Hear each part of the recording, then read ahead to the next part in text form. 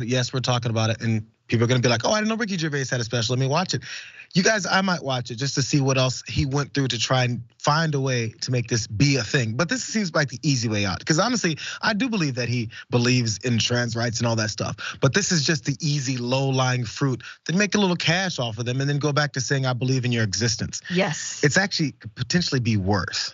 That you're doing this, but you don't even believe in the horrific things that you're saying. That of course, then the reason problem is it leads to people thinking that they're not human. It leads to them thinking they can commit violence against them, which many people do, or it leads to them kicking their son or daughter out of their house because, hey, this is normalized. You have a platform, you're normalizing hate. Let's just think about it that way. That's the end of a very horrific topic show on the watch list, you guys. Thank you guys for being here. For all you that hung in there past all of the madness and the anger and the tears. We'll be back tomorrow, and we'll hopefully we'll have something to say that will be as far as starting change in this country. I doubt it, but I guess I can still hope for it. Francesca, thank you for being here as well. JR, thank you for being so raw and real and bringing your full self and taking us through all of this stuff. We love you, everybody. Thank you, man. I love you guys. I want to give you big. I'll give you the big hugs will come next time I catch you guys. Okay. Thank you guys again. Up next is John with the damage report. Apologies to John for stepping on his show a little bit, but we'll see you guys tomorrow.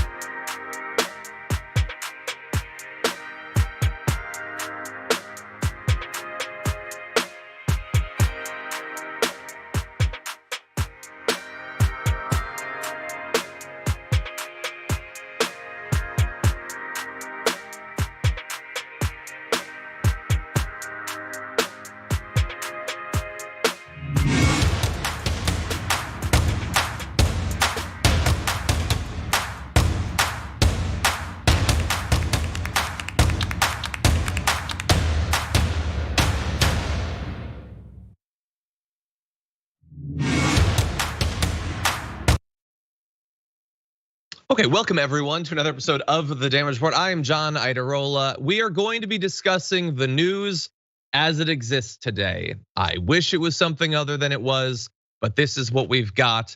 Thankfully, one of the things that we've got is an awesome co-host on today's program, the host of Indisputable, Dr. Rashad Richey. How's it going? You know, it's going okay. Could be better. Obviously, I'm just as angry and hurt as you are about the news of, once again, another mass murder, this time involving children. Just endless.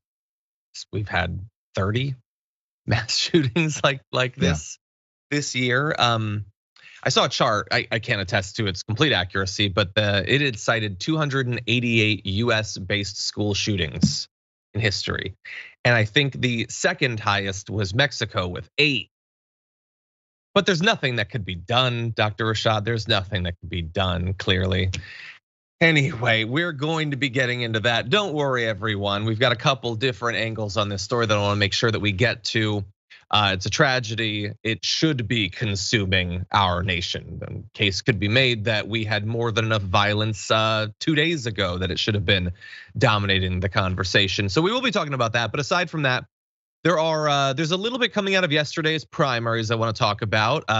One now candidate, Herschel Walker, who won a primary, is making news. We're going to dive into that.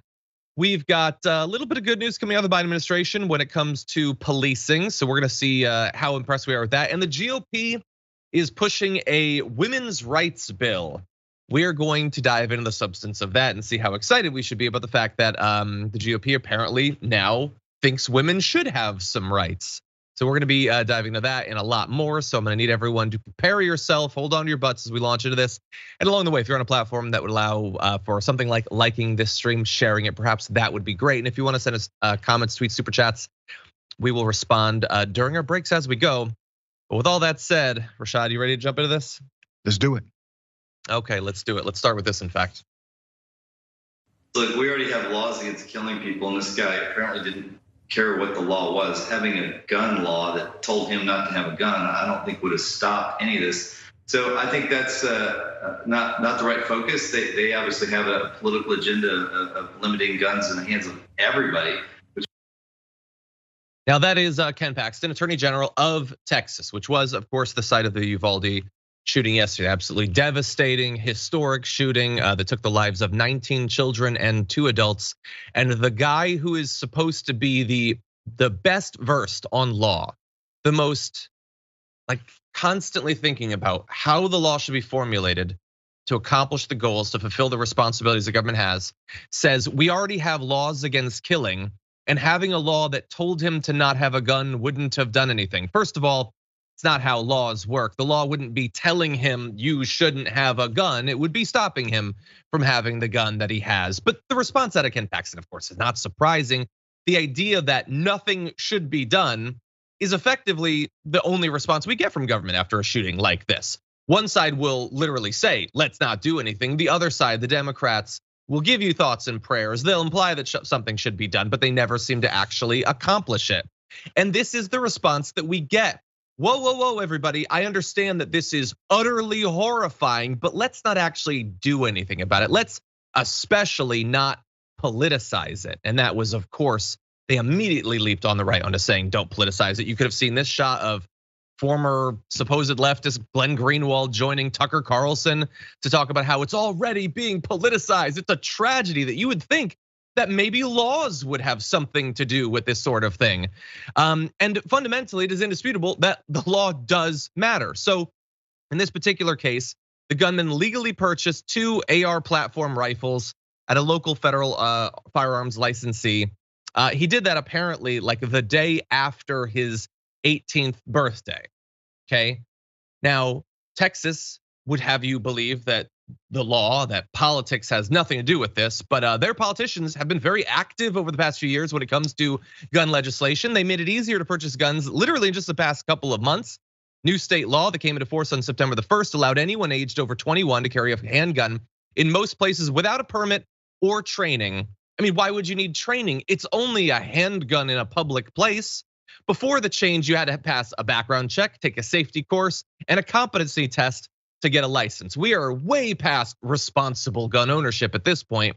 Notably, that's for handguns. You can buy a rifle at 18 as long as it's not prohibited.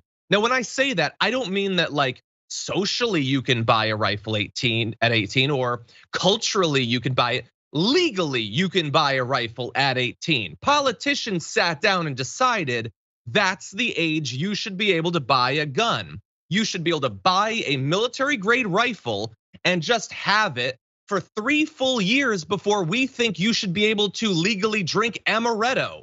That's a decision that politicians made. They passed laws to make that what is true legally in Texas. But everybody, we need to pump the brakes. Don't politicize this thing. Let's not talk about the law or anything like that. Rashad, of course, we've heard this a million times before. We have to fight back against it, knowing full well that no matter what we say, no matter what we try to do, it is unlikely that anyone in a position of power will actually do anything to change this. Now, the current leadership, and let's be very clear about politicization. You must politicize this moment. Let me tell you why you got to politicize it. Number one, the definition of political means to be concerned with the affairs of your community, your government, or your country. That's what the definition of political means. If you are concerned about the affairs of your government, of your country, that means you are in fact political. Let's also talk about the Constitution, because a lot of the protectionists of this ridiculous ideology will cite the US Constitution and say you can't start talking about taking guns away because the Constitution gives you this right, this ability. Here's the reality about the US Constitution. Number one, it's a flawed document. Number two, with every constitutional right comes a legal and statutory responsibility. What is your statutory responsibility? Your statutory responsibility means that you do not eliminate the life and liberty of others because of your exercise of a freedom thereof. For example, we have freedom of speech in this country. Freedom of speech comes with a legal liability. If you decide to utilize that freedom in order to harm other people because of your speech, if you are engaged in putting hits out on people because of your speech, that's illegal. That's a common sense policy restriction based on statutory language. Nobody calls that speech restriction. Nobody calls that speech control. We call that common sense. And when we talk about these gun laws, just like you brought up, brother, it doesn't make sense that you can have a weapon that literally can kill hundreds of individuals when you're 18, but you cannot have a drink of alcohol until you're 21. Here's the policy disconnect. The reason why they say you can't drink alcohol until you're 21 is because of the potential danger it may pose to you and others at an earlier age. You can operate a vehicle and you can crash. You can do something wild while you are underage and drinking, and it could lead to harm. Well, same logic with weapons, same logic with rifles, same logic with these guns and gun culture. Until we attack it on that front, John, we're going to continue to have this back and forth with feckless leaders that don't give a damn about progress. Exactly. Yeah, exactly. Leaders who will lie about what the Constitution actually says when it comes to guns. And even if it didn't, let's say that the Second Amendment was the bizarre fever dream version of itself that people who value guns 100 times more than they value every collected life in America think it is. I think it might have been Hank Thompson. I think that I saw a tweet from him yesterday, and it really struck me. He said, the Constitution was written with a feather on animal skin. Yeah. Yep. People are dying now. Like that thing that utterly ignorant racists wrote hundreds of years ago. Yeah, you worship that more than people's lives. That's a good idea. Well, anyway, I want to get into a bit more of who has actually been political when it comes to guns, and in fact, the shooting that we just saw. So Governor Abbott, who of course was an enthusiastic supporter of all those different laws that we just talked about that got changed, he said that doing the permitless carry law was the biggest and best gun law of last year. It instilled freedom in Texas, freedom to wield a gun without literally any training or looking into your past. That's a kind of freedom, I suppose. They also made it so in foster homes, you can now store guns and ammunition together rather than separately. Apparently, being able to have it, but store them separately, that was too much of an infringement on your freedom. Now you can put it together. It makes it a lot easier for the foster kids to accidentally shoot themselves or the people they're in the house with. Gun owners can visibly display their weapons while in a motor vehicle. All the better to terrorize people, of course. Junior marshals can carry concealed guns instead of storing them in schools and colleges. He also signed the Second Amendment Sanctuary Act, which forbids local agencies from enforcing new federal gun laws because, again, they worship guns above all else. But that's just the law, and that's before this actual shooting. At the same time that they were saying, don't you dare politicize this by, addressing the crisis, they were jumping into politicizing it in their own way. Paul Gosar, who has finally, as of like an hour ago, taken down this tweet. He's a politician, technically. Most of his time is spent on places like 4chan and other conspiracy theory websites. He immediately began trying to identify the shooter as a member of the trans community, a leftist, also an illegal alien, also God only knows what else. Mad libs for crazy people. There was no evidence of that. They began spreading photos of literally other people, but they jumped on that. They were super excited when they thought that it might have been a trans person that did this. We don't have this tweet, but Candace Owens too tweeted, what drives an 18-year-old to murder innocent children? I don't know. But judging by the photos of him cross-dressing, we can assume there were plenty of signs that he was mentally disturbed and abused by adults in his life. So this is the grooming thing. So having access to the guns, that's not the problem. It was that other adults had been preying on this, but none of this is true. None of this is based on literally anything. And all of this goes against their pledge to never politicize a shooting like this. They'll politicize it, Rashad, but only with disinformation and nonsense, not with anything that might stop the killing. Yeah, and the reality is you don't have to go too far back in the past of this country to realize that when we had our assault weapons ban, what decreased? Mass shootings decreased in the United States of America. That is a fact, okay? They're not concerned about children, John. There was a major GOP candidate running for governor. We covered her on Indisputable. On her campaign truck, it literally said, Jesus, guns, and babies. Now, that was the order of priority. Jesus, and I'm sure she was talking about white Jesus, a fictional character, guns, and babies. That is their holy trinity. And they're not talking about babies that are born. They're talking about fetuses because they don't give a damn about the baby that's actually birthed. They want to make this a red meat issue with a woman's right to choose. So let's take their paradigm here. They believe that guns are more important than children. That's based on their own language and the contextualization of their own campaign. Yeah, it's 100% true. I mean, she's at least being honest. She's being clear about that. Anyway, like the politicizing, I saw in the immediate aftermath, I saw Charlie Kirk, who I know you've debated. He tweeted, "Look how fast they're moving on from white supremacy to gun control." I didn't understand what he meant at first because I hadn't seen anyone claiming that this shooting was the result of white supremacy, and indeed they did not. And apparently that's not what he meant. What he meant was they talked about white supremacy with the shooting in Buffalo, and now they're talking about gun control.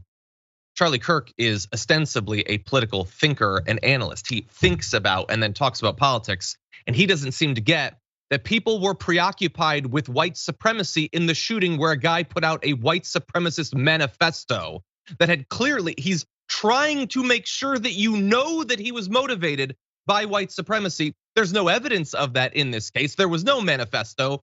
There was none of the great replacement theory. There was none of that. And so I guess, Rashad, we should have been consistent.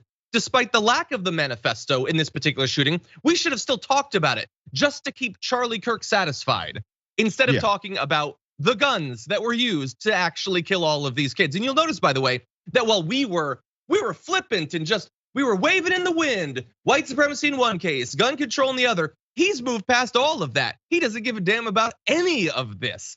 They don't even pretend on the right to be horrified by any of this. Ainsley Earhardt, she shed some tears on Fox and Friends this morning. But the others, the Candace Owens, the Charlie Kirks, they don't even feel an obligation to be like, oh, slaughtered children are a bad thing, they immediately move into damage control. Listen, man, Charlie Kirk is not a thinking man at all. He's a propagandist. This is what he does. He wants to stoke the flames, and he's become very astute at doing so. But look at his proclamation for what it is. Instead of highlighting the truth that the mass shooter who killed Black people in Buffalo had a racist reason for doing so, that's on the record. Yep. And we call it out based on the actual evidence available.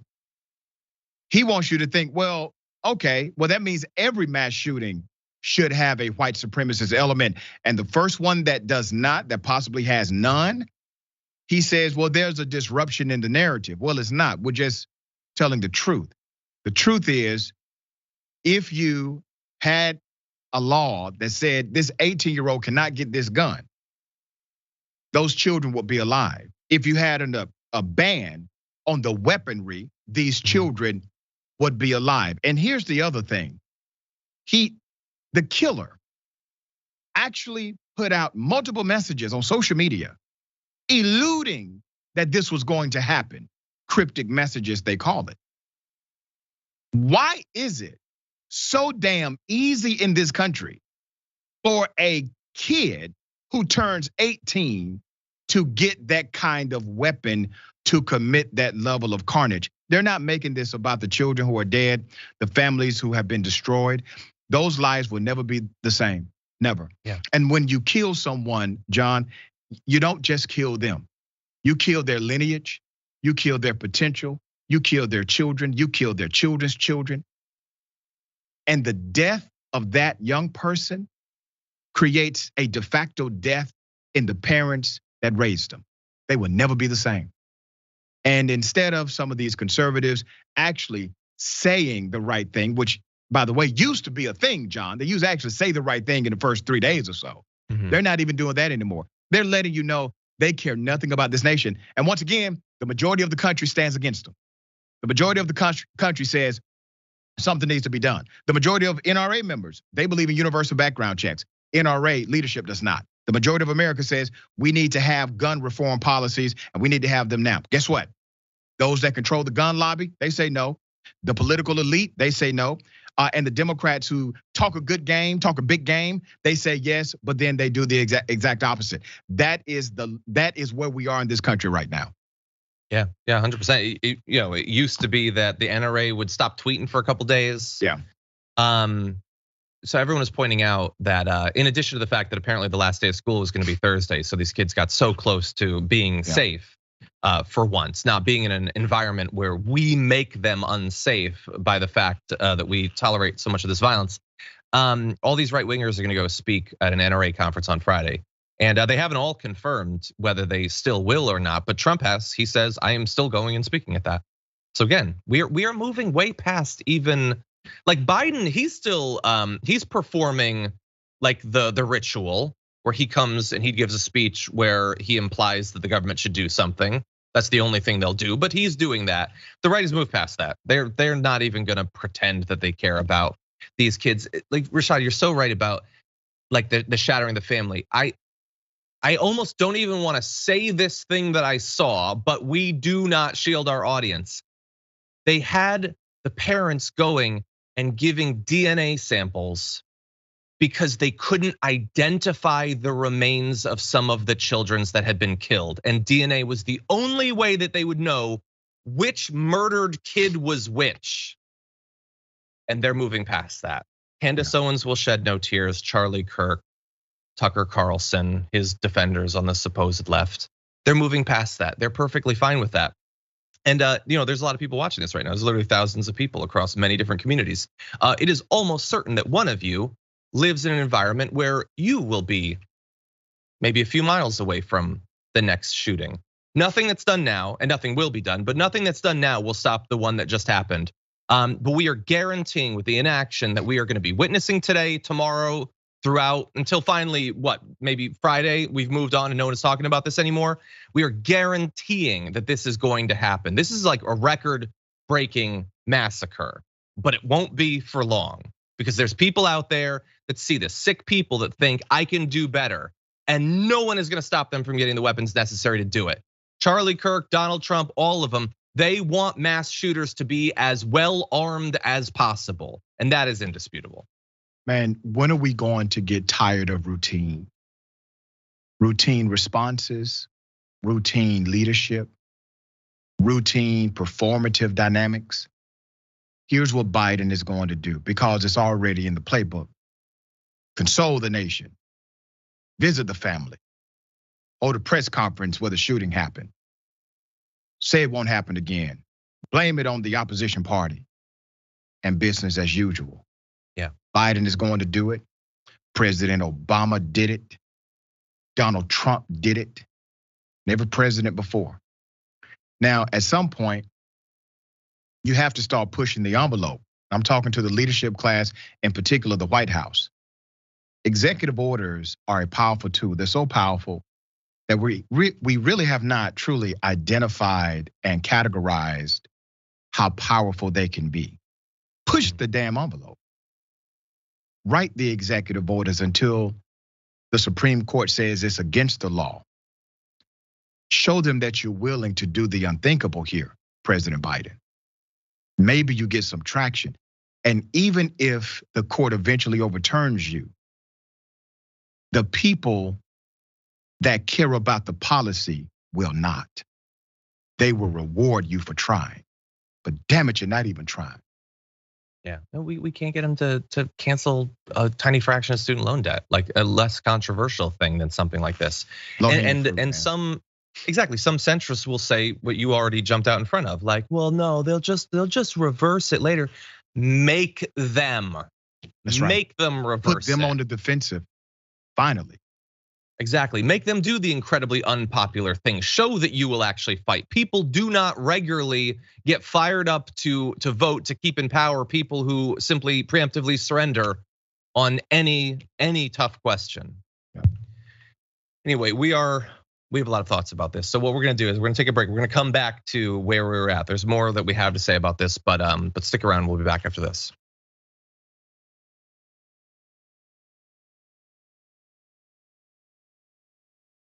Okay. Yeah, I mean, how many times I saw somebody put in the chat? How many times have we yelled, "Just do something" to Joe Biden, to the Democrats? Right. How many times? Okay. Let's see what's going on out there. Dystopian Dragon has been a tier 3 member for 17 months, says the Senate is going in recess. They might as well, because they weren't gonna do anything ever. Anyway, Manchin is not gonna, now he's finally going to change his view. Kirsten Sinema's horrified. She's finally gonna find something more valuable than the filibuster, the lives of these kids. No, they're not. They might as well just go into recess and never come back, honestly. Just make it a permanent recess. Stop pretending that you serve some sort of purpose. Anyway, Brian sent in a super chat saying, of the worst 30 mass shootings, 22 in my lifetime, 16 past 10 years, 11 past 5, all are met by politicians' performative outrage, then forgotten about the next day. Rinse and repeat, nothing will ever change except the frequency. Exactly. There is no, like people, I see people in the chat being like, well, it's not gonna change until it's in a private school. It's not gonna change until it affects one of their kids. Congress was shot up that one time. That didn't change anything. Look, the hypotheticals can be fun. What if 100 kids died in a single day? What if 6 of these mass shooters get together, they lock down every exit to a school and they gun down 500 kids? Do we really? Oh, well, then indisputably, we're gonna do something about it then. Why? Why would the Republicans allow it? Sinema's gonna get rid of the filibuster? These hypotheticals I find to just be depressing because I don't believe that there's any threshold beyond which we would actually take action.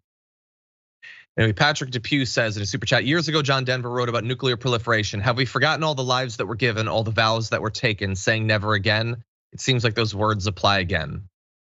Yeah, and other countries, by the way, have responded. I mean, they changed the law in New Zealand. They changed the law in Australia. They changed the law in the UK as well. Like it is conceivable in a functioning society that you can do something to stop these crises from happening over and over again. We don't have the values, not in the right direction. Two-Headed Dragon says, when I served in the Marines, we always had an issue with that garbage that we were allowed to go off to war, but not allowed to legally drink, 100%. James Thompson says, no guns, as like a car, more is needed, military training or lessons required, insurance too. It is just amazing that they literally stripped away the need to do even a safety class. Like the mask has really been removed at that point. Okay, the Kraken King said in the Twitch chat, double intro for a big show. Yeah, we had a little mix up there. Jenna Midwest, member on Twitch for 16 months, says, thanks TYT and all the folks that make it happen each day. I don't know what I would do without the honesty here. Love you guys. Thank you, we do appreciate that. Okay, by the way, I don't often get a chance to do this. I do frequently remind you though that coming up after our program every day is Indisputable. And in fact, we're now joined by the host of Indisputable. Rashad, what can people look forward to on today's program? You know, obviously we're going to talk about the murders of these children. And I want to make sure I focus also on some of the victims we've been able to confirm, to humanize this. And you said something really sad, but a dynamic part of the story. The carnage was so extreme that DNA testing had to be utilized in order to identify the children. Now, here's what's going to happen. They don't want those images to Rashad, unfortunately, we're about to hit the hard out in a few seconds, but during our next break, we'll give a little bit more of a preview of what's coming up on Indisputable. Thank you. Okay, everyone, we'll be right back.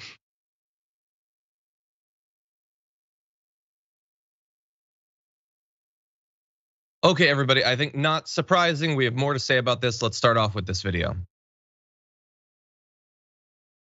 And it should not be an occupational hazard of an elementary school student to go to school and for this to happen to them. And I really hope people don't speculate, don't jump to the usual political conclusions, don't call for these sweeping massive changes while people are grieving. And it sounds to me like may not even have been reunited with their children yet.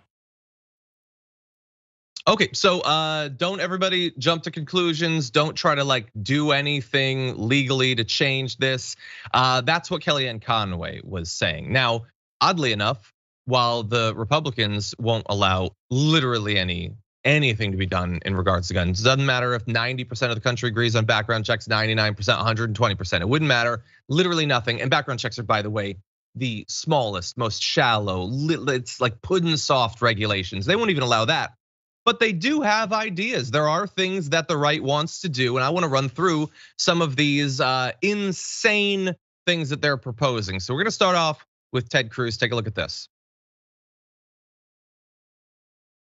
We know from past experience that the most effective tool for keeping kids safe is armed law enforcement on the campus. You know, inevitably, when there's a murder of this kind, you see politicians try to politicize it. You see Democrats and a lot of folks in the media whose immediate solution is to try to restrict the constitutional rights of law-abiding citizens. That doesn't work. Okay, so Ted Cruz is an idiot, a weenie, a liar, and all of that's on display in this particular case. He says don't politicize it. He immediately did, saying we should have more armed guards in the schools. Oops, they did. In this particular case, the thing that he thinks would have solved this problem literally did not. As was confirmed by a member of the Texas Department of Public Safety, the shooter crashed his car near the school, got out with a gun and wearing body armor. Literally none of that does Ted Cruz want to change. He wants them to have access to guns and body armor. Law enforcement engaged him. He made his way into the school anyway and went classroom to classroom shooting. They have armed guards, they do. They have a massive budget in that area. They also, by the way, have a congressman who enthusiastically crows about how he stopped any gun control legislation from being passed. So there's an idea, Rashad, that you're always gonna hear. The guns in schools aren't a problem. It's just that you need more guns. When someone starts shooting, everyone else should start shooting too. Of course, in this case, it didn't help. That's not gonna stop Ted Cruz from proposing it next time. Yeah, and this is how insane it is, man. Literally, politicians are elected to solve policy problems. When there's a problem like this, which is really the most extreme problem you will have, a person killing a bunch of children at one time. That's a real policy problem in a country. When the killer obtained the gun legally, just turned 18, had a history of posting things that were cryptic and seemed as if they were threatening to a group of children, still able to get a gun, right? Still able to get this weaponry. The people who are in charge of solving that issue by way of policy, those on the right are saying, well, let's not talk about the politicians who are elected to solve this problem. Well, what in the hell are we supposed to talk about? What are we supposed to do? Joe Biden comes out yesterday and tells people to pray together. I didn't elect you to be my pastor, Joe. I elected you to be my president. So now I need a presidential policy related response to this. That's what we elected you to do, not to sing kumbaya or just to give us words of encouragement. There are inspirational speakers that can do that. You, sir, are president of the United States of America. You got to start acting like it. Exactly. Yeah, I would add, I want Ted Cruz to start acting like he's a senator from that state. I want him to at least pretend that he cares more about stopping more of these Texas massacres than he does stopping like Ruger's stock price from dropping slightly. It is clear where his loyalties lie. Like he wants to stop critical race theory from being taught in K through 12 education, something that's not even taught in K through 12. If they had that vigor for something that's actually a problem like this, then problem solved. Yeah, exactly. By the way, they've spent literally months talking constantly about protecting our kids from what? The Handmaid's Tale, a book about being gay. Those are the true threats, of course. That's not the only idea though, the armed guards. One guest was brought into Fox News in the immediate aftermath of the shooting to say that we need man traps and tripwires. I'm not gonna play this video because I don't hate the audience, but I will read a little bit of what this, I'm not gonna swear, what this person had to say. Man traps, a series of interlocking doors at the school entrance that are triggered by a tripwire. The tripwire can be a gunshot, broken glass, a manual switch tossed by the school employees, and it traps the shooter like a rat. And when he's trapped like a rat, we're buying time. The most precious commodity these children can ever get is time to run, time to hide, time to get away from this madman and his bullets. Not his guns, notice, they don't say the guns, just the bullets. It's tripwires, it's man traps, it's not labor, it's not gun control. Well, why not? Why don't we have really tall walls with parapets at the top and maybe like a drawbridge that comes down and a moat? You can stock it with gators, Rashad. You can do all of these things, not stop the person from getting access to the most capable, like the weapons most capable of gunning down massive amounts of civilians possible.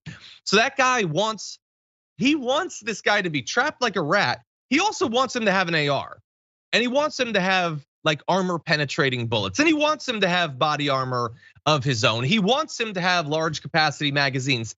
He wants to briefly delay the shooter, but once he's past the delay, he wants him to be equipped like a T-1000. He wants him to be Rambo after he gets past the tripwires and the booby traps and all of that. Let me say this, man.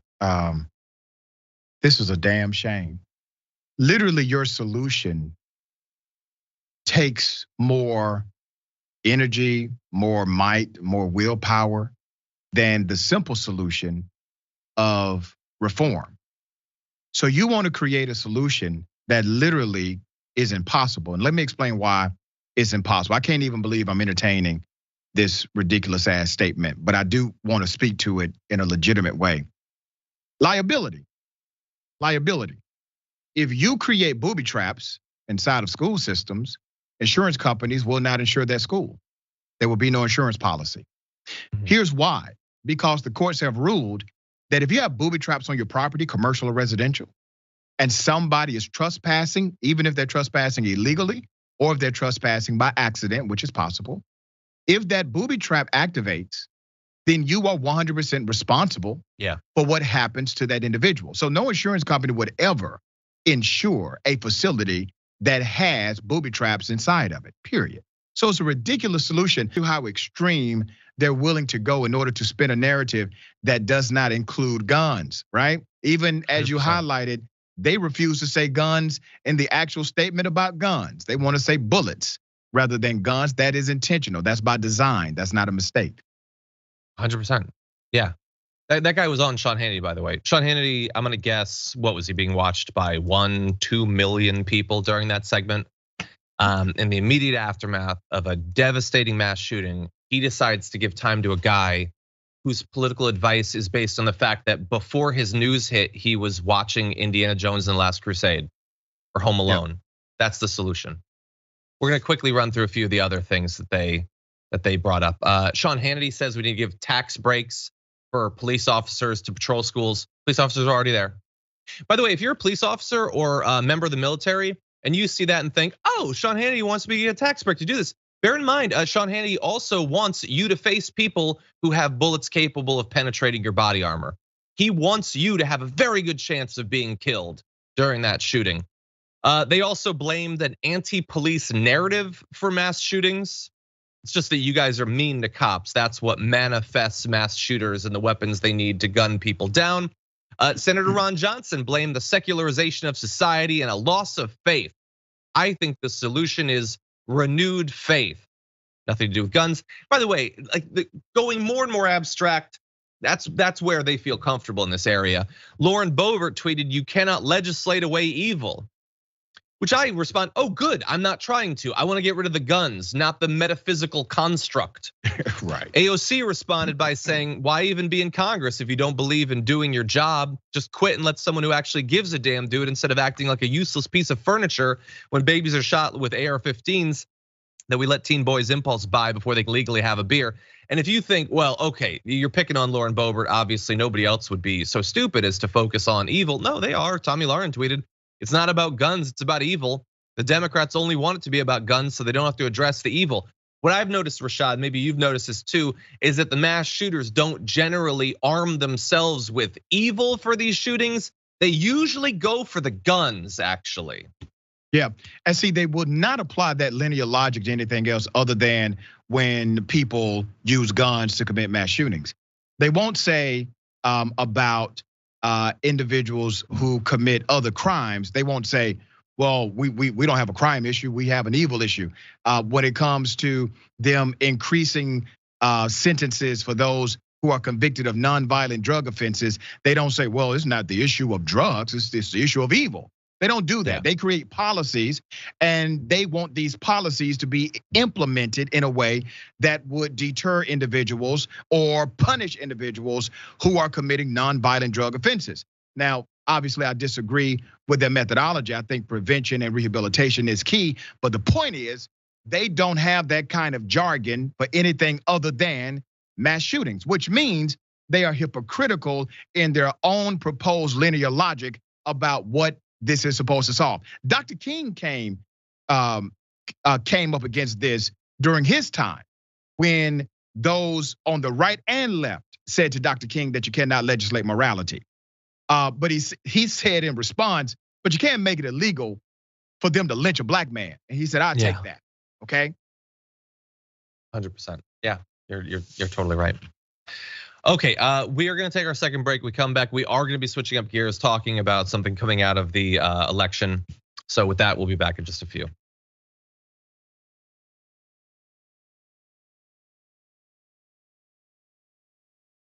Yes, someone in the chat just said, I just noticed that the doctor is on the watch list set. Yes, so it's not only great for JR that he's got his set, but it also provides for us a second set, which is really nice when we have guests. How in the hell did they notice that? That's awesome. That's a great observation, great eye. By the way, the background part of that set works very well with your cityscape. I think it just looks very good overall. Okay, everybody, let's see what's going on out there. Okay, Nate Jelly says the shooter in this case bought his weapons legally. Yes, no, I don't doubt that. That's why we pointed out the fact that it is a political decision to set the age to buy rifles like this at 18. It's legal because they made it legal. They chose to do that. They could have made it 21, or they could have made those weapons illegal for literally everyone. They chose not to do that, and thus we had the outcome that we had. Okay, Big Bull Dragon over on Twitch has been a member for 21 months, says 13 months already. Okay, well that's on Twitch. Now you're just messing with me. Says, must be doing something right if I keep coming back. I hope, we try. Let's see, Kruger like Freddy says, I gave up my gun rights for medical marijuana because that's a thing in Pennsylvania. That is interesting. I did not know about that. Okay, the Dark Phoenix became a tier 1 member over on YouTube. Much appreciated. Thank you for being with us. Jonathan Toten has been a tier 2 member for 14 months. Says, last I saw, the area of Uvalde is in need of blood for the wounded. So if any dragons in the area and can donate, please consider doing so. Stay awesome and safe, Dragon Squad. That is a great idea. Thank you for reminding everyone of that. Arthur Ashbrook has been a tier 3 member for 14 months on YouTube. Says, so if you lock the school down with a tripwire, the kids are gonna be stuck in there too. So how are the kids gonna run? Doesn't make any sense. I have no idea how it's supposed to work because I don't have the deranged mind of that guest on Sean Hannity, who's coming up with spinning blades and ball bearings and claymore mines and stuff like that. I would just stop the problem beforehand and not have them have the weapons necessary. By the way, if you notice, I'm not gonna say that this is totally gone.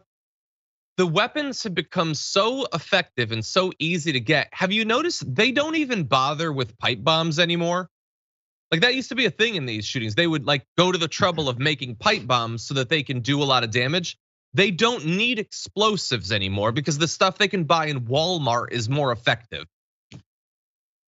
Anyway, Wanda Larson sent in a super chat saying, committed a white collar crime 20 years ago and I could never own a gun or go to shooting range. However, it's perfectly fine for a mentally unstable 18-year-old to buy one. Makes perfect sense. I'm surprised that you're blocked from it.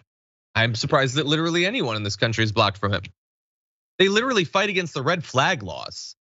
Like people who are habitually beating their partner, they go to bat to make sure that those people have access to guns. Even though we know that the greatest predictor of spousal murder is domestic violence.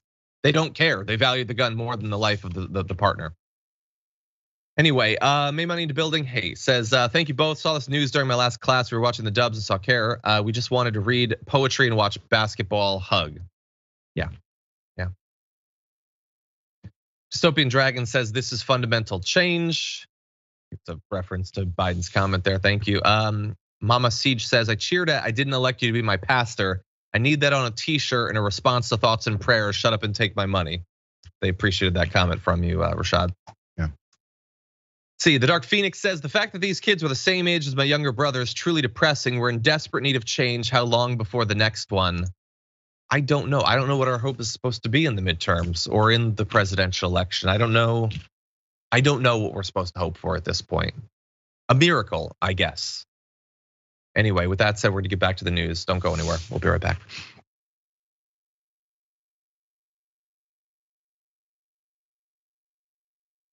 Okay, there's gonna be a little bit of a thematic linkage to what we were talking about earlier, but we've got a guy who might be the next senator from Georgia. So let's jump into this video.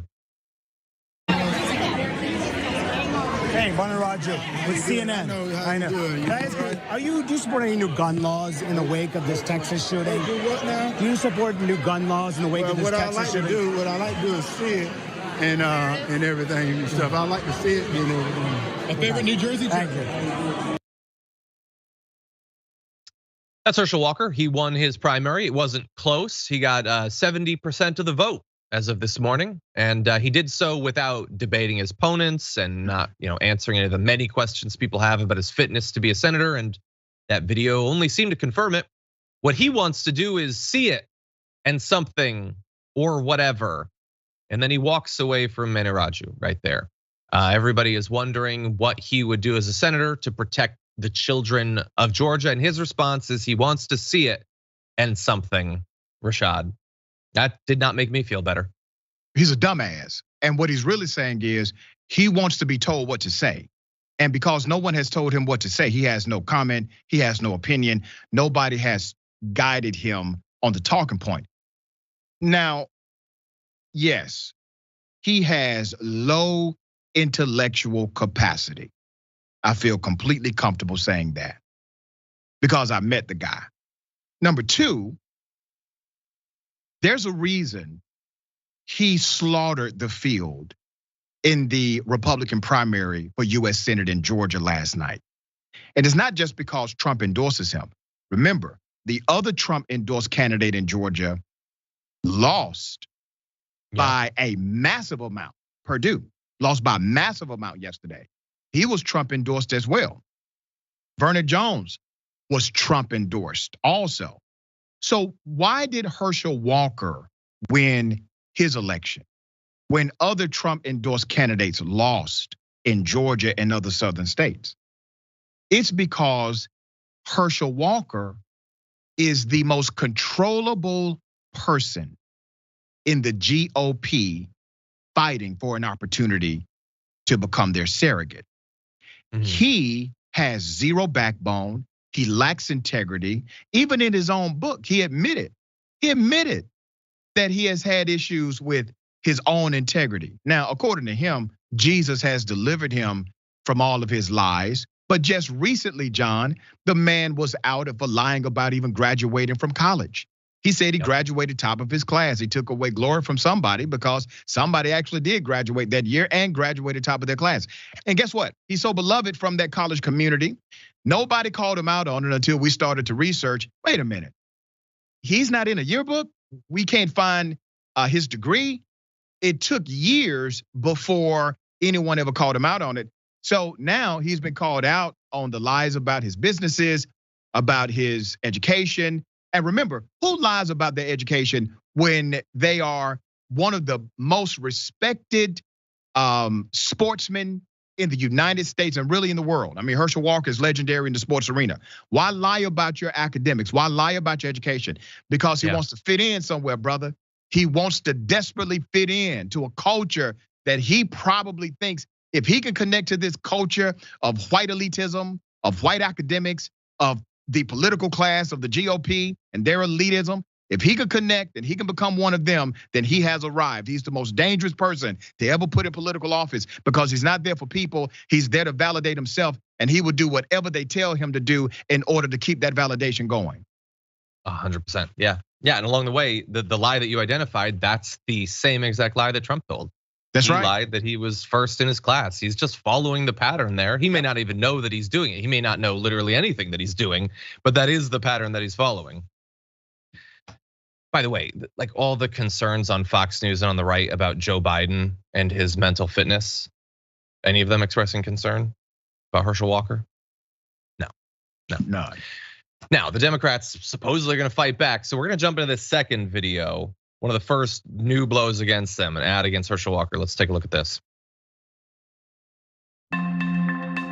Herschel Walker. Herschel Walker. Herschel Walker. Herschel Walker. Herschel Walker, the candidate, is drumming up controversy. A big name Senate candidate doing damage control. Walker violated the law by spending money as a political candidate before declaring his candidacy. Records showed Mr. Walker's own company benefited from PPP loans despite ridiculing businesses that took the payout. A scheduled campaign event for former NFL star canceled today following backlash from this, a swastika made up of vaccine syringes. Science said man came from apes. If that is true, why are there still apes? Do you know right now I have something? It will kill any cobra on your body. EPA, FDA approved. I also was valedictorian in my class. I also was in the top 1% of my graduating class in college. Whether it's in the locker room, the boardroom, or even the bedroom, I only trust Novogen.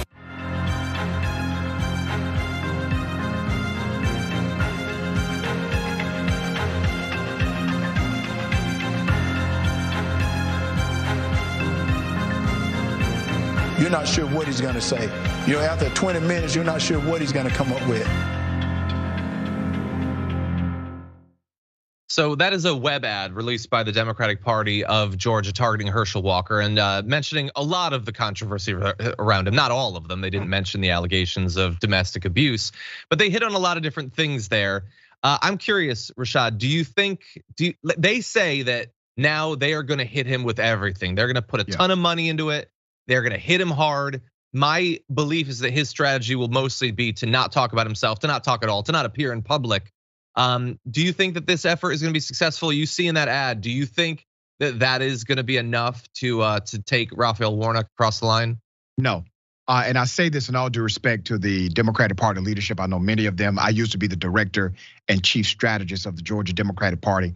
I would have done this completely differently. All of the elements that they are showing now in their ad, in all due respect, once again, all of them have already been done. He still won with 70% of the Republican vote. He beat an individual who was already statewide elected as the agricultural commissioner. The vote turnout for the Republican Party was almost triple that of the turnout for the Democratic primary, which means there's an excitement in their base in order to show up and vote. If you do not figure out a way to suppress their thought about Herschel Walker has already proven all of those negatives that were already in the headlines about him, all of those negatives that were already against him, he is able to still overcome them with the base that he has. And I know we like to say that Georgia is a blue state. It is not. Make no mistake about it. Georgia is not a blue state. If you keep thinking Georgia is a blue state, you're gonna run into some problems and start scratching your head after Election Day in the general. Georgia has a Democratic U.S. Senator 1 and 2, all right? You got Ossoff, you got Warnock. Georgia has a Republican governor, a Republican lieutenant governor, a Republican secretary of state, a Republican Department of Labor commissioner, a Republican legislature, Republican House, Republican Senate.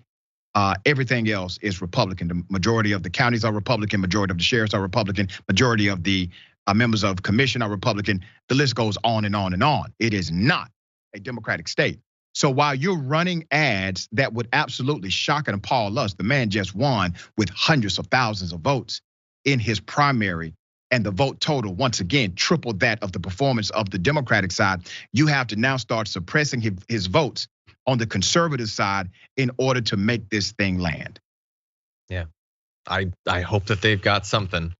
I don't think we have time to play the ad, but they have an ad that they're running against Warnock that says that he's in favor of higher gas prices, higher grocery prices, a bunch of nonsense. It's not true, but it'll probably be more effective than reiterating to people that Herschel Walker isn't mentally competent. They already know that. They didn't find that to be an issue in supporting him. They didn't care. They didn't care. They love Trump. This is not the sort of thing that's gonna bother them. Right. Anyway, with that said, we are running a little bit low on time. I want to make sure that we get to as many of these stories as possible. So why don't we jump into our C block and we'll close out the first hour with that.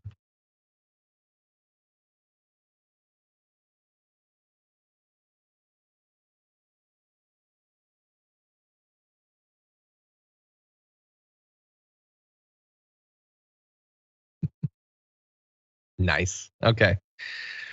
On the heels of yesterday's update that the DOJ would be revising their use of force policy, we've got some more potential good news coming out of the Biden administration. Apparently, he's going to be directing federal law enforcement agencies to revise their own use of force policies and to restrict particular tactics, including chokeholds and no-knock warrants, while using grant incentives to encourage state and local agencies to adopt the same standards that we talked about on the show yesterday about the fact that the DOJ can say whatever they want. They can't force state and local police departments to change their approach to lethal force, but you can use these sorts of incentives to potentially try to get through to them. Seems like it's gonna be difficult. In any event, we've got the Biden administration also saying they're gonna create a national registry of officers that have been fired for misconduct and restrict the transfer of most military equipment to police. That is apparently they're bringing back a policy that had existed under the Obama administration back in 2015. We also have the administration, they're gonna give guidance on screening inherent bias among the rank and file, including those potentially harboring white supremacist views. So I expect that particular change will make up about 45 minutes of Tucker Carlson's monologue tonight. But anyway, we have several different changes here, actually taking seriously extremism amongst law enforcement, the militarization via equipment of law enforcement, the ability to fire someone for misconduct and then they get hired in another police department just down the street. There's a lot of different changes here. I'm interested in your opinion, Rashad. What do you think about what Biden's doing here? It's a move in the right direction, but not strong enough. And let me explain that. Number one, the Department of Justice, in particular through the Department of Civil Rights, they can pretty much investigate anybody they choose to, okay? So they can put officers under investigation. You would have to beef up that department, allocate more money to their agents and their staff, but you can do that. That's one deterrent. But here's the other thing. You can control police behavior. The way you do it is you defund them. You defund them as the federal government. You defund police agencies that act in these egregious manners. That will start a process, but they're unwilling to do it because it's unpopular. And then here's the other thing. The executive order basically from the president that will be signed today according to the narrative, this really impacts federal police. So this is not some sweeping executive mandate that will have a massive a massive connection to those who are living everyday lives. You know, John, when I go out and I'm driving my car or I'm walking down the street, I'm not concerned about the FBI jumping out on me. That's not my concern. That's true. That's all right. True. So I get it, but it doesn't do enough. It's performative on many levels. This is not where the actual target concern is. Well, I think you're right. Despite that, some cops already reaching out to places like the New York Post. One cop in New York said it's beyond a slap in the face. It just goes to show you how far left Biden's gone now. Law enforcement is a tough job and they're making it 1,000 times harder. This job is hard as hell. It's even harder with everyone recording. Now you'll say if I'm fighting with somebody and put a little pressure on his back, he could die and I'm going to jail. Let him go. Why would I want to arrest him? Well, first of all, you're literally saying that the thing that you're doing is likely to kill someone. Your job is harder to do when people are recording you. Why would that be the case? What are you doing that makes it more difficult when people can see what it is that you did? But the idea that, Rashad, the idea that the job is 1,000 times harder if they can't use chokeholds, if they can't do no-knock warrants, that doesn't make it 10% harder, 50%. It's 1,000 times harder to have literally any reform, no matter how small, no matter how narrowly tailored, no matter how, as you point out, unlikely to actually affect any of these cops, because it's only going to affect federal officials. They immediately run to the right wing to start crying about how the job has become 1,000 times harder. Yeah, and here's the thing, being a cop is not the most dangerous profession in America. You know what the most dangerous profession is? Cutting trees. Per capita, based on injury and death, cutting trees is more dangerous than any other profession. You know what else is more dangerous than being a cop? Driving a taxi, working at a convenience store. These are dangerous jobs too. Do you see us changing laws for them in order to accommodate the fact that it is a dangerous job? No, we do not change the laws for them. If a tree cutter cuts a tree and it falls on a house and kills somebody, they're going to jail. We do not accommodate them because it is an unsafe job. Just like we should not simply accommodate cops because the job itself can be dangerous at times. 100%, I agree. Well, that is unfortunately all the time we have for our first hour. I want to thank everyone watching on the podcast or on one of our linear platforms. But if you're on Twitch or YouTube, members app, a number of other places, we've got a lot more to talk about where that came from. Don't go anywhere. We'll be back in a few.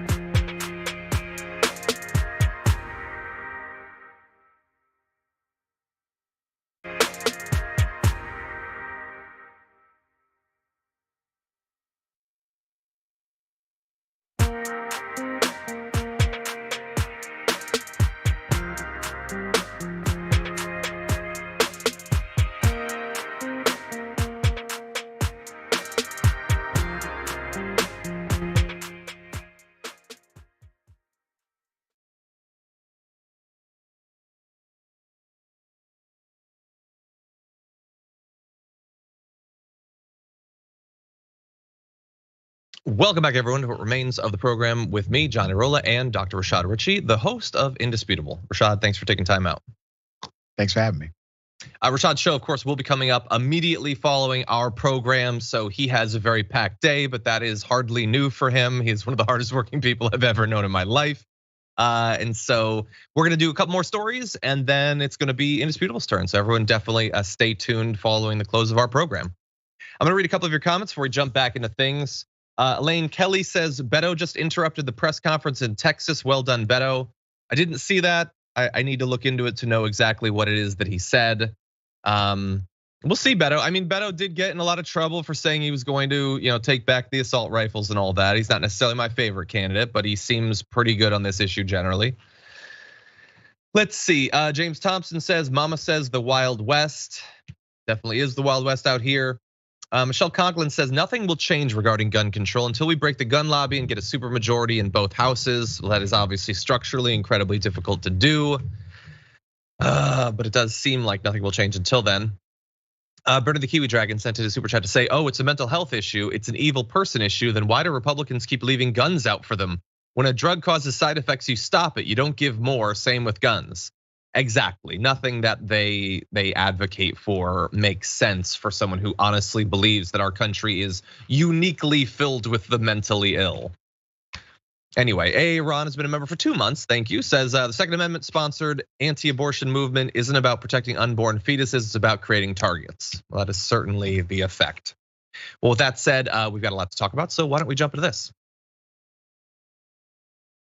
The Republican race to choose a candidate to be the next governor of Michigan is gonna be packed no matter what, but maybe not as packed as it would have been, since it's looking like about half the candidates, fully 5 candidates, might not make it onto the ballot because of fraudulent signature gathering that's required to appear in it. The 2 leading candidates, former Detroit Police Chief James Craig and businessman Perry Johnson, had too few valid signatures to qualify for the ballot. The Bureau staff is also recommended that 3 other GOP candidates be excluded. This is Michael Brown, Donna Brandenburg, and Michael Markey for similar reasons. So how did we get to this point where so many candidates would fail to provide enough valid signatures? Well, the Elections Bureau staff says that they identified 36 petition circulators who submitted at least 68,000 invalid signatures across multiple petition drives for various offices. The Bureau said they're unaware of another election cycle in which this many circulators submitted such a substantial volume of fraudulent petition sheets consisting of invalid signatures, nor an instance in which it affected as many candidates present petitions as at present. And so they're all saying, of course, and it might even be true, Rashad, that the candidates had nothing to do with this. They simply hired people to do it, and across multiple candidates, they went out there and did whatever it took to get these signatures. Maybe that's true. What do you think? I doubt that's true, and let me say why. In order for these signature campaigns to work, you have to sign an affidavit. That's what makes it illegal. If you sign an affidavit swearing and attesting that this is actually, this is in good faith, these signatures are real. In addition to that, when you are running a campaign, you are the CEO of the campaign. And there's some level of responsibility as to who you hire, which means you do need to enact a particular protocol to make sure these things don't happen. It is a crime to submit fraudulent documents. This is a crime of fraud. And if you hire someone, got to think about it in this context, John.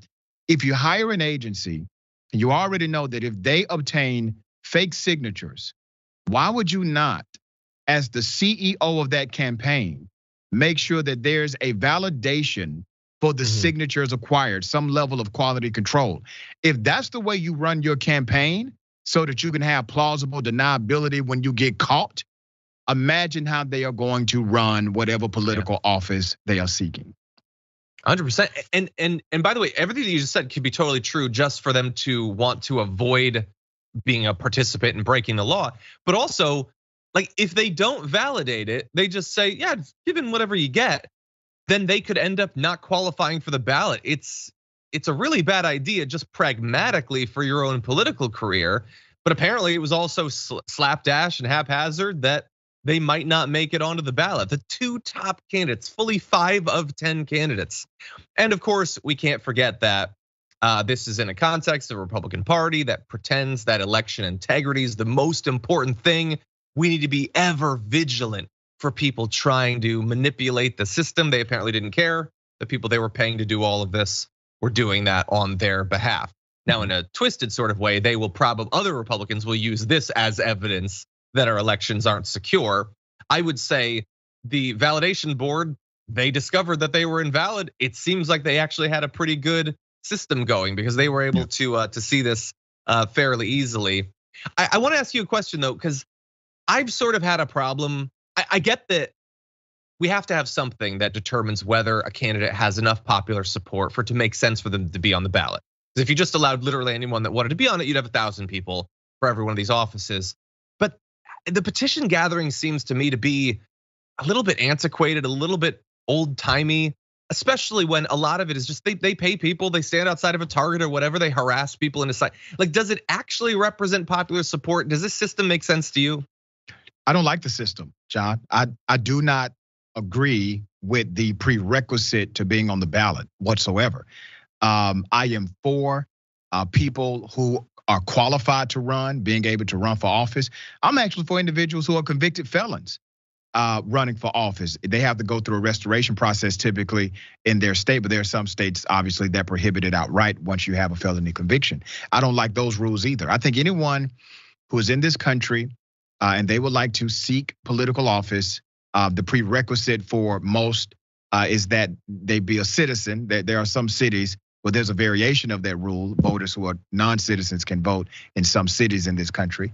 I'm for eliminating barriers because I think that's the purest form of democracy. Here's the reality, man. We've been indoctrinated to believe that we have to do these other dynamics that have nothing to do with democracy in order for democracy to work. No, that's not true. I think, we've been told a lie. We can actually expand our democracy so that it actually is inclusive rather than restrictive.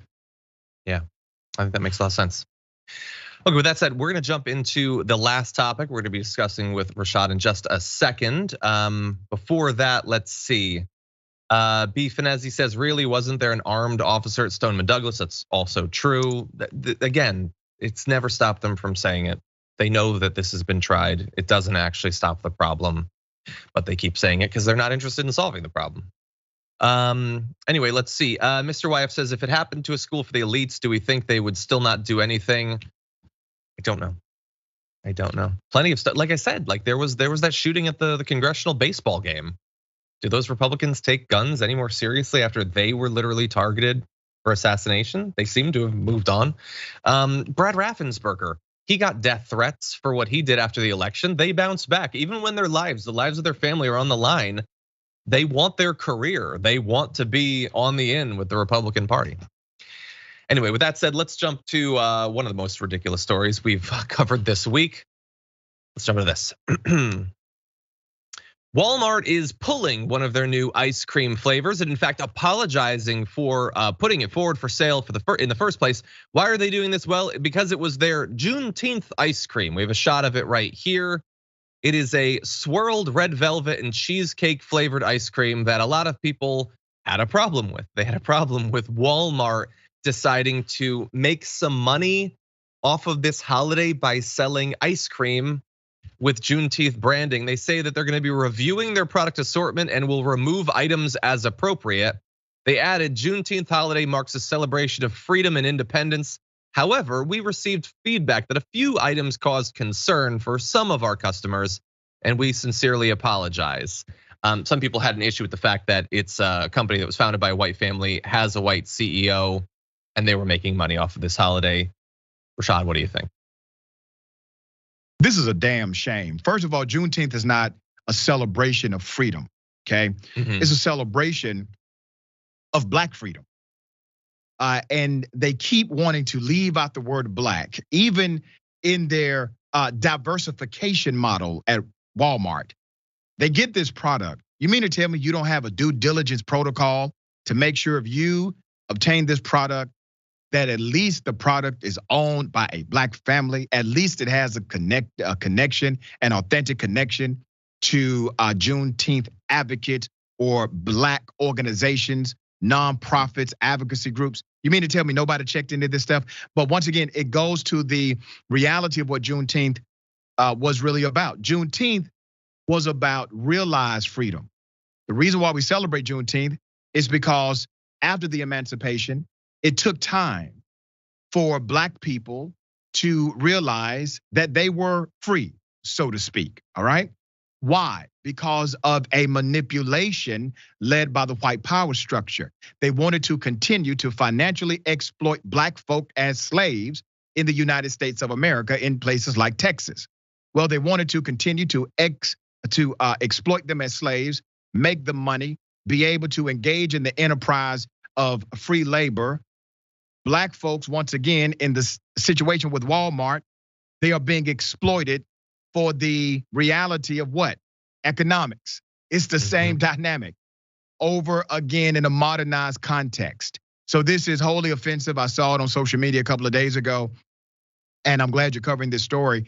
But Walmart will make their apology and do nothing. Well, more needs to be done than just that. There needs to be an actual pivot to lean into the consumers, the Black consumers that uplift Walmart and the Black workers that are part of your actual legacy and heritage at Walmart. This is a slap in the face to them.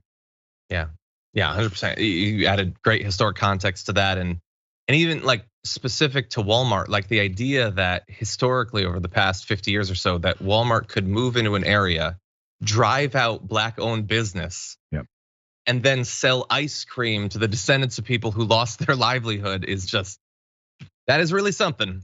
And by the way, I want to close by giving credit to one of my favorite people, Dan Evans, who realized the confluence of two different things happening here. He tweeted, "I don't think I have the heart for rainbow capitalism and Juneteenth capitalism in the same month, y'all." Pointing out that, of course, Oreos and other companies are capitalizing on that as well. Yeah, they're very happy to change a label. That is what companies will do. They will briefly rebrand an ice cream or a cookie. That is what they will do. They won't frequently go much further than that, but they will give you branded sweets. Anyway, with that said, Rashad, it is always a pleasure to do the news with you. It's what the only downside to Indisputable is that we get to do shows together less, but other than that, it's all upside. And so I'm very excited for your continued success. I'm excited that everybody's gonna have a chance to watch your program in just a few minutes. So thank you as always for joining us. Thank you, my dear brother. Thank you. And everyone, although Rashad is leaving us just a little bit early, his show is gonna be going live in about 15 minutes. So everyone get ready for that. I'm gonna read a couple comments. We're gonna do one more story together. Let's see, RCR sent in a super chat to say, "I'm a gun owner and keep guns because I fear the right wing. With 300 million guns, mostly on the right, and calls for civil war, can anything be done?" I think it's actually above 400 million now, actually. I think it's something like 420 million guns. Again, no matter what the number actually is, the idea that the solution would be more guns to a problem when we have literally more guns than anything else in this country is ridiculous. I don't know what's gonna come. I really don't. I'm just, I have limited influence. All I do is try to just nudge things in the right direction. We're gonna try to avoid the things that you're talking about there. Smiling NB Dragon says, "Hi, John and Dr. Richey. Disgustingly, we've had more mass shootings this year than days, and that's just so far. My heart hurts. Please make it stop." I know. I feel the same way. Lady Intrigue said on Twitch, "Doc Smile is the best." Oh, nice. How nice of you. Hey, that's a little bit of good news for you. We got Doc Smile. Okay, with that said, we have a few minutes. We're gonna end a little bit early today to give them time to switch things over. But let's dive into one last story, starting with this video. Can you provide a definition for the word woman? Can I provide a definition? No. Yeah. I can't. You can't? Not in this context. So I'm not a biologist. The meaning of the word woman is so unclear and controversial that you can't give me a definition? Senator, in my work as a judge, what I do is I address disputes. If there's a dispute about a definition, people make arguments, and I look at the law and I decide. Well, so I'm not. The fact that you can't give me a straight answer about something as fundamental as what a woman is underscores the dangers of the kind of progressive education that we are hearing about. Okay, so that's a little bit of a throwback to Ketanji Brown Jackson's nomination hearings. Marsha Blackburn, like many on the right, wants a simple definition of this, fundamental definitions. And thanks to the ignorance they have, they think that these things are fundamentally simple. They think that biologically everything is very cut and dried, let alone socially and culturally, historically, and all of that. They don't understand any of this, but they are very interested in the concept of women. Their next hit coming up soon is going to be stripping away Roe v. Wade. So they're active in this area, and not in a way that I think benefits a lot of the American people, which is why I was a little bit happy for a brief second when I saw that they actually do think that women deserve more than just talk about what the definition is. They have House Resolution 1136 establishing a Women's Bill of Rights. That is what the right is putting forward, a Women's Bill of Rights. How exciting in these times for them to actually care about what happens to women. And I got excited, and then I read a little bit more and it went away, because that ain't a Bill of Rights. We're gonna dive into what it actually does. It's introduced by Republicans in both chambers. It would define words like woman, man, mother, and father on the basis of biological sex, or at least their misconceptions about what biological sex actually is.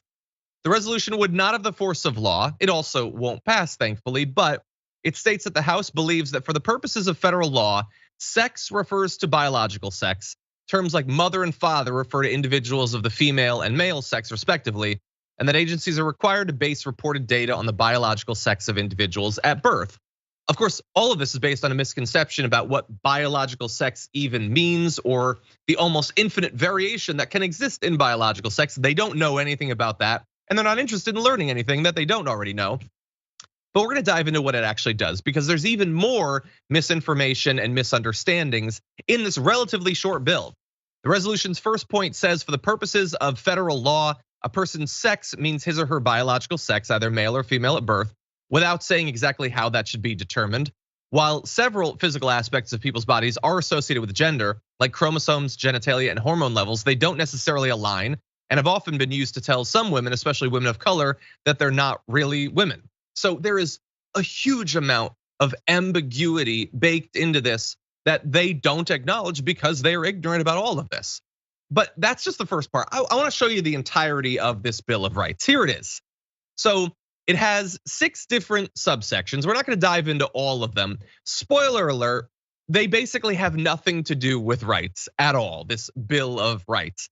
The first one says, for the purposes of federal law, a person's sex means his or her biological sex, either male or female at birth. The second, that's just a definition. The second, for the purposes of federal law addressing sex, the terms woman and girl refer to human females, and the terms man and boy refer to human males. And to a particularly ignorant, smooth-brained person, that number 2 might seem as if it means something, but it's just circular definitions. That's all it is. It doesn't matter if you assert that you think you know what it means on the left hand or the right hand side of this equation.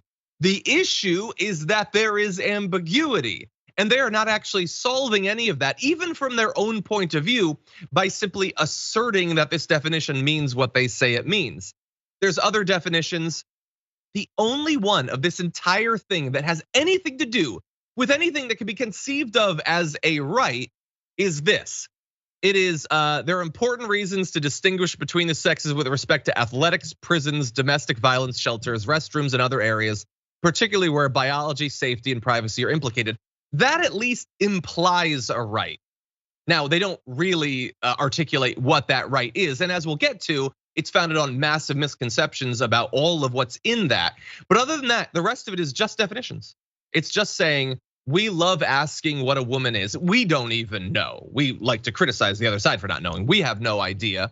But based on that, here is a woman's Bill of Rights. Your rights are definitions, that's it. And maybe something with a bathroom. That's it. It is a strong signal to women across the country that they don't understand you or your struggles, and they're not interested in finding out. By the way, a 2007 study from the University of California, Irvine, found that incarcerated transgender people were 13 times more likely to be sexually assaulted than a random sample of incarcerated men. Here's how that actually manifests in practice. 59% of transgender prisoners reported having been sexually assaulted. 4.4% of the incarcerated population as a whole reported that. So in the one area where they kind of hint at a right. They imply that what they consider to be women need to be protected from these other sorts of people, when all of the evidence implies that that should go in the exact opposite direction, because it is in fact the people that they're demonizing who are constantly, whether in prison or out, in bathrooms or out, not only targeted with violence, but then ignored when the violence inevitably manifests. So I hope that people are paying attention. This is what the right thinks about women and gender. It makes no sense, almost by definition. Okay, with that said, we unfortunately do have to close out our program. Thank you everyone for watching. Indisputable is gonna be up next, so that's very exciting, a lot to look forward to there. Also, I'm gonna be joining Anna Kasparian for the second hour of the Young Turks later on today, so I hope to see you there. But until then, stay safe out there, stay sane out there, and I'll see you soon.